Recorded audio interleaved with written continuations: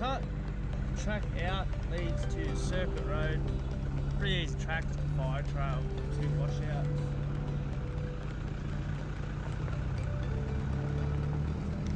So I'm going to make my way across Circuit Road, goes up to Mount Sterling Road, and then I'm going to make my way over to Mansfield today to meet the mechanic to try and sort this rear diff housing out. Right, so made my way into Mansfield. I'm at the High Country mechanical.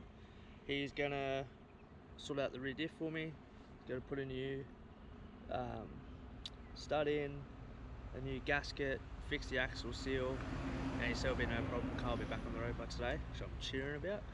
So I rang this guy on Saturday, told him I was coming, so good of him to squeeze me in.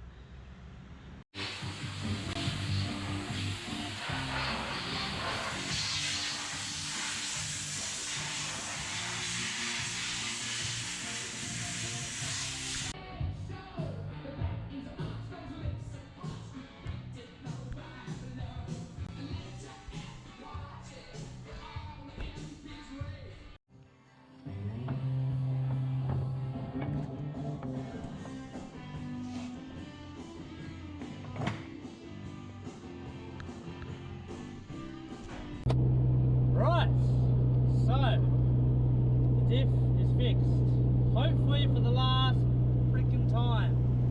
Massive shout out to Scott and Beck at High Country Mechanical. I rang them on Saturday morning to let them know I was coming. I rocked up, I think it was about 8 o'clock today, and they had me straight in. Already knew I was coming. Put the car straight on the hoist.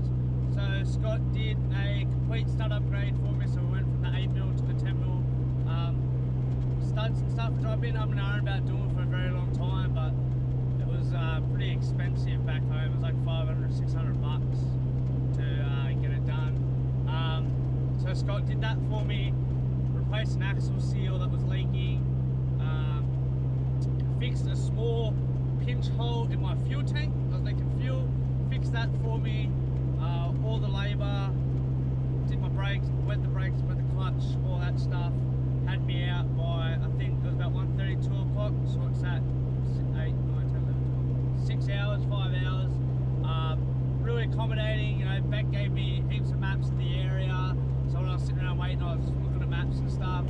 Just great people to talk to, great service, and honestly, good value. I only got charged $650 for all the work they did, and I think that's great. So Beck and Scott, really appreciate your help getting me in, getting the job done, and getting me back out on the road. Can't recommend them enough if you're running into a bit of trouble and you're up Mansfield way. So it's High Country Mechanical. Thanks to them, we're back on the road.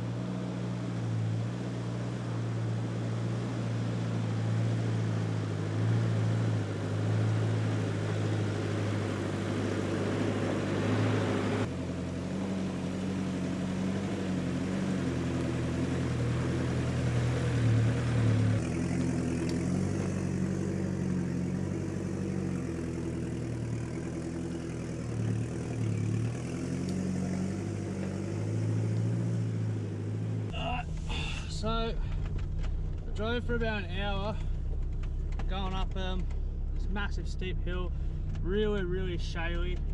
Super hours, had the lockers in the whole time. So if I broke a bit of traction, they were there, instead of having to stop and whatnot. So I was taking the road trying to get over to, let's have a look at my map, Sheepyard Flats, where there's a couple of huts.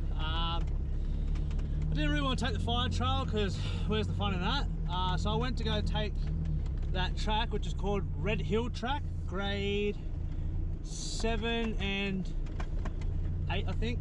I got to the very peak, pretty much halfway mark, come to a locked gate. Spewing happens, don't know why it's locked, but it's locked. So my other option was 3 chains track, which is classed as an 11, and I just did some massive, man, cameras don't do things justice, but that was like foot on brake, just sliding. That was, I hope there's no lock gate at the end of this because I did not want to drive that. I'll probably winch up it, to be honest. So I'm following this one around, which is a massive detour, and it will come onto Ashwin Road and then up across Steiners Road, and then I can come up the back end into Sheepyard Flat. So taking the long scenic route, awesome track, but that's what I'm here for, the scenic routes, the fire trails. But I'll just point out that it's a good thing, even if you have a mapping system like a GPS. I love my HX1, my HEMA.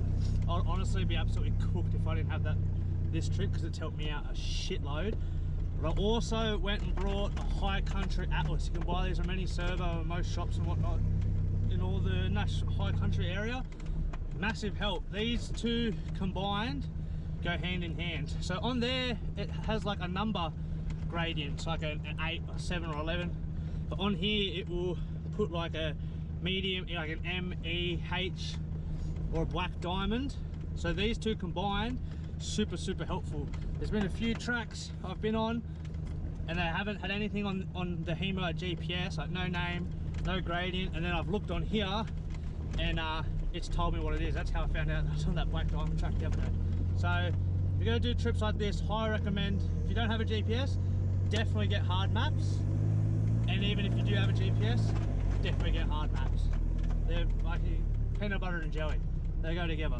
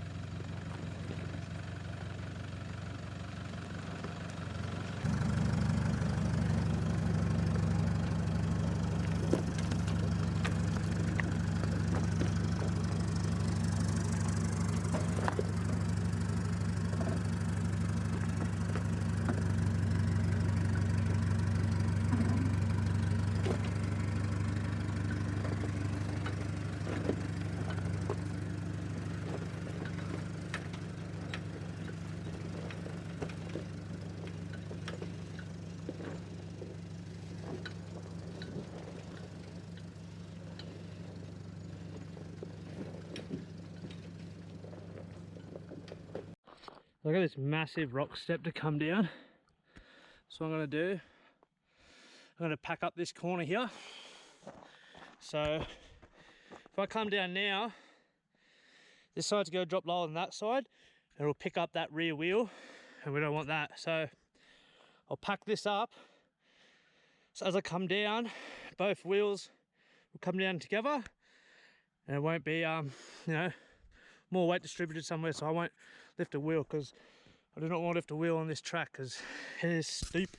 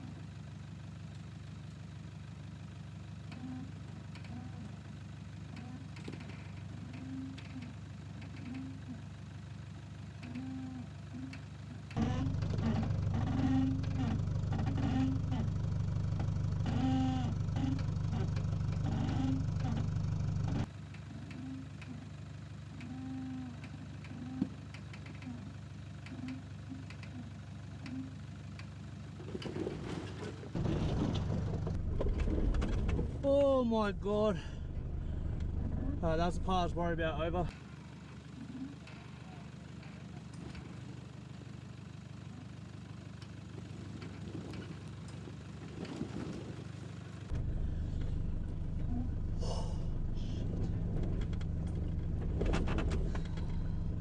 There's some genuine fear in my heart with that. Far out.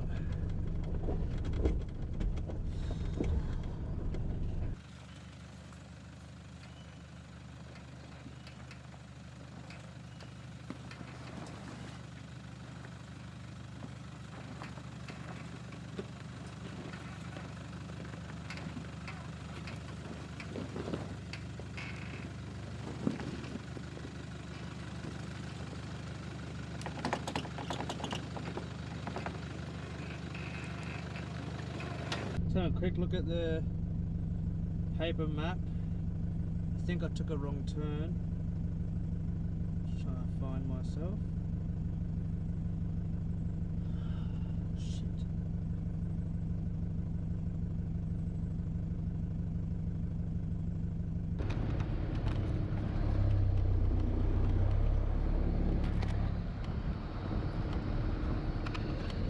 I was just driving and the car dropped to a massive rut.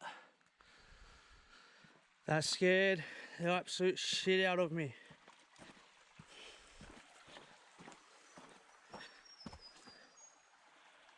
Jesus, I'm on the rock slide over there. The back's up nice and high. Fun, fun.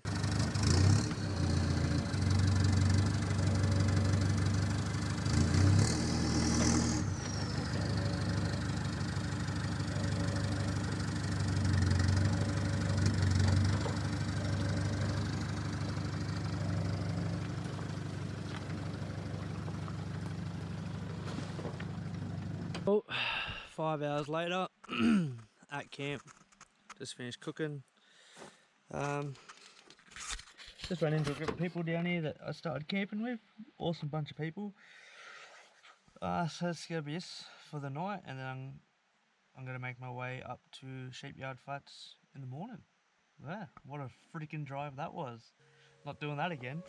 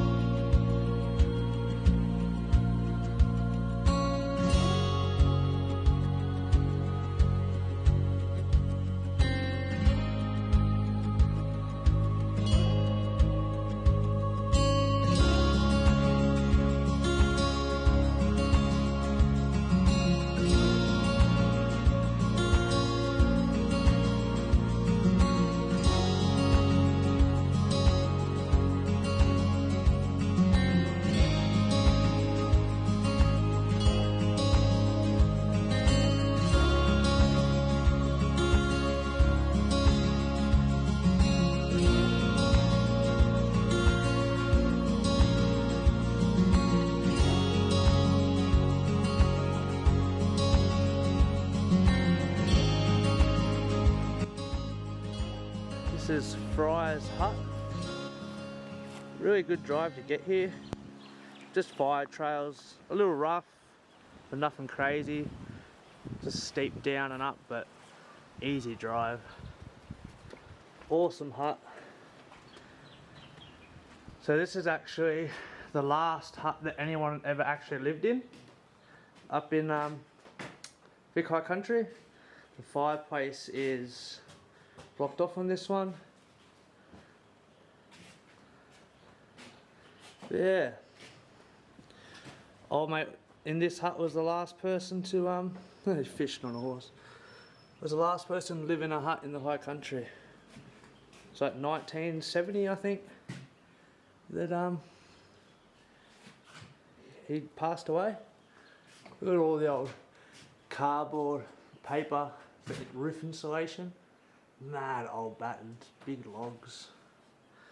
I hate seeing this. I don't know why people have to graffiti on the bloody walls of these places when there's a visitor's book in every hut. What the hell's the point? Look at it. That's just disgusting. This is out the front.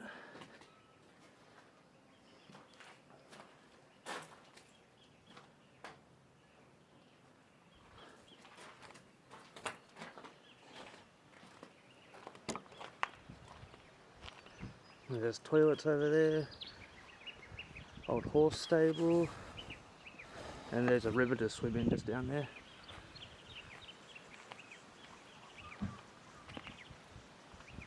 That's one of my favourite huts so far for sure.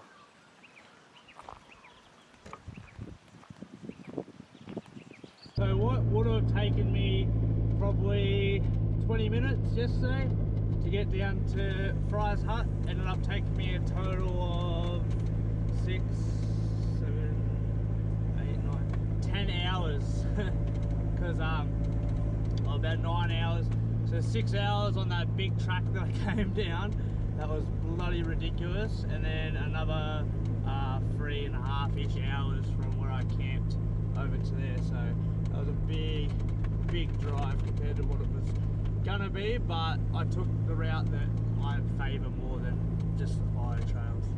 So yeah, that was Fry's hut was really cool. It turned out that he built that by hand using his horse and dragging logs, and that his way of building the hut was so effective and efficient that they used it to build a lot of the other popular huts in this area.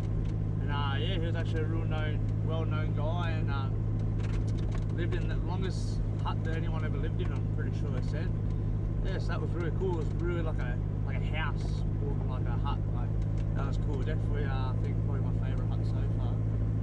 And all along here there's camping areas, really nice camping areas, and a river you can swim in, and it's really nice.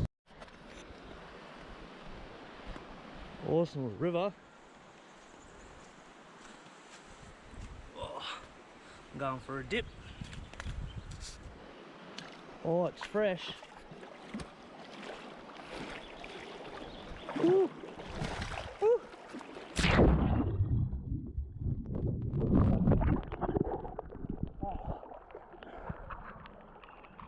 Oh, yes.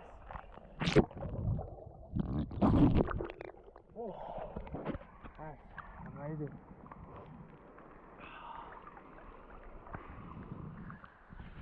So nice.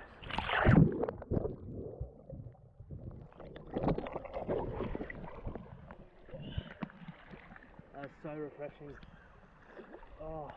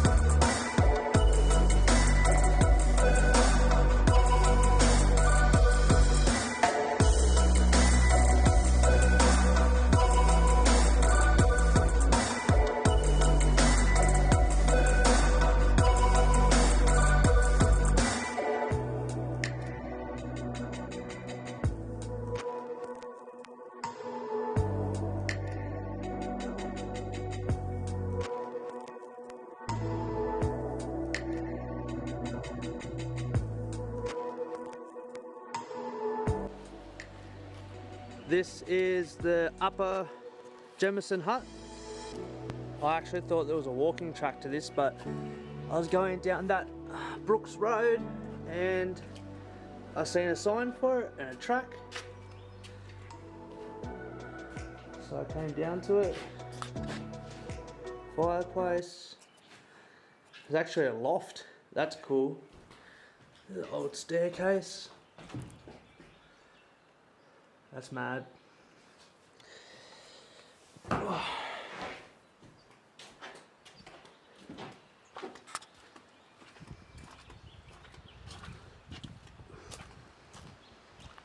can camp down here. There's all campgrounds, toilets, right next to the river. Awesome little hut. Here's the river that's right next to the campgrounds.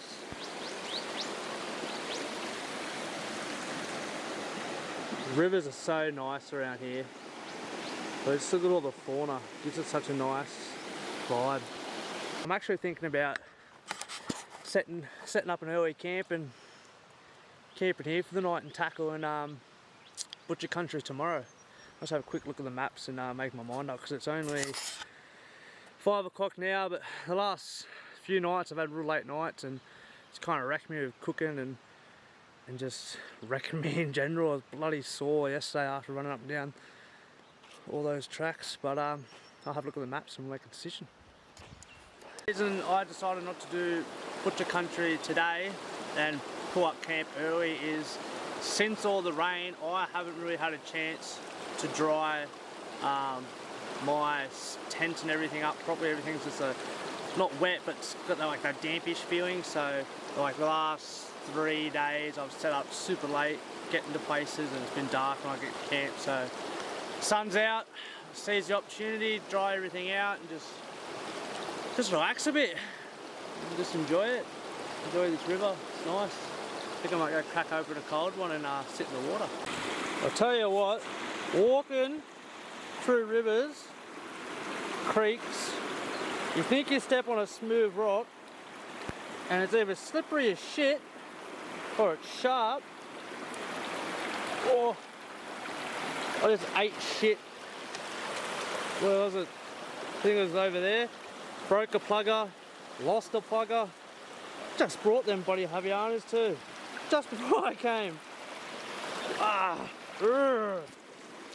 Not enjoyable.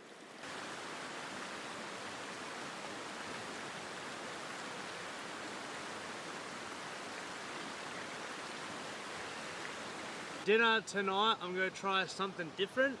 I got some potatoes the other day, some overpriced cutlets from IGA. And I'm going to try and do like potatoes sliced up real thinly in the pan over the fire, the lamb cutlets.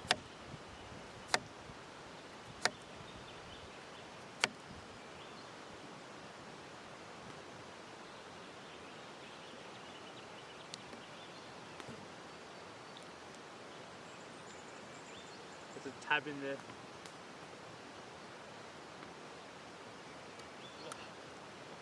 But why isn't it coming out? I thought maybe I'd squeeze it.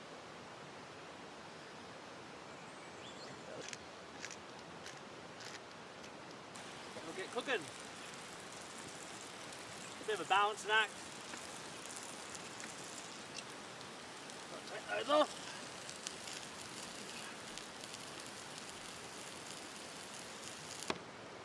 There is the finished project. Potato chips.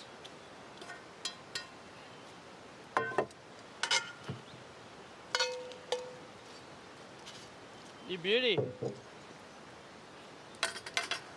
Couple crispy ones in there, but I'm still gonna eat them. It's beautiful. Look at that, nice and soft too. You beaut.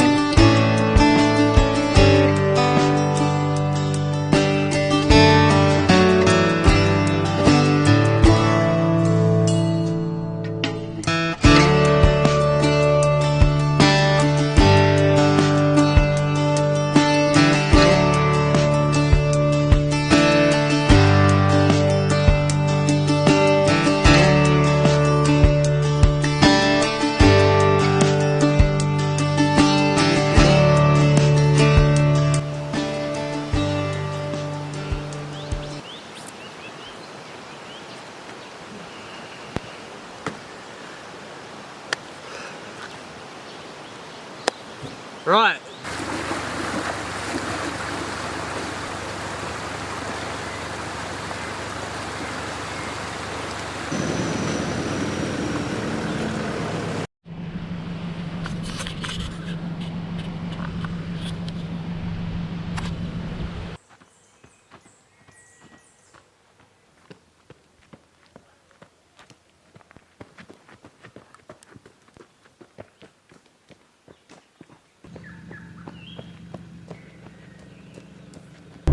Yes! Pretty sure it is. It's very good. Rings the bell, stay here and meet there. Didn't decide to do, let me get that sun out of my face.